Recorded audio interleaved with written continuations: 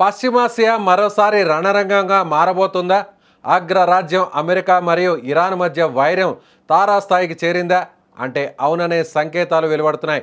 America అధ్యక్షుడు Donald Trump తీసుకుంటున్న కఠిన నిర్ణయాలు, ఆంక్షల పర్వానికి ఇరాన్ తీవ్రంగా స్పందించింది. హర్మూజ్ జలసంధిని దిగ్బంధిస్తామని, ఇరాన్కు చెందిన నౌకలను కట్టడి చేస్తామని అమెరికా సెంట్రల్ కమాండ్ ప్రకటించిన నేపథ్యంలో ఇరాన్ ఒక పవర్ఫుల్ హెచ్చరికను జారీ చేసింది. మా జోలికొస్తే పర్షియన్ గల్ఫ్ రేవులను దిగ్బంధిస్తాం, లేపేస్తాం అంటూ Iran revolutionary guards corps IRGC చేసిన వ్యాఖ్యలు ప్రపంచ దేశాలను ఇప్పుడు ఉలిక్కిపడేలా చేస్తున్నాయి. అంతర్జాతీయ జలాల్లో స్వేచ్ఛ నౌకాయానానికి అమెరికా అడ్డు తగలడం సముద్రపు దొంగతనంతో సమానమని ఇరాన్ మండిపడుతుంది. తమ భద్రతకు ఏ చిన్న ముప్పు వాటిల్లినా ఆ ప్రాంతంలోని సముద్ర భద్రత మొత్తం ప్రమాదంలో పడుతుందని హెచ్చరించింది.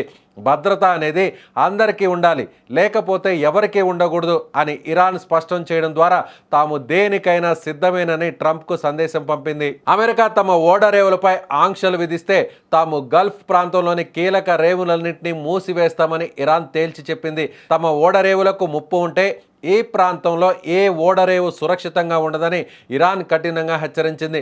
ఇకపై హర్మూజ్ జలసంధిలో తమ పర్యవేక్షణే కొనసాగుతుందని, శత్రు దేశాల నౌకలను అస్సలు అనుమతించబోమని స్పష్టం చేసింది.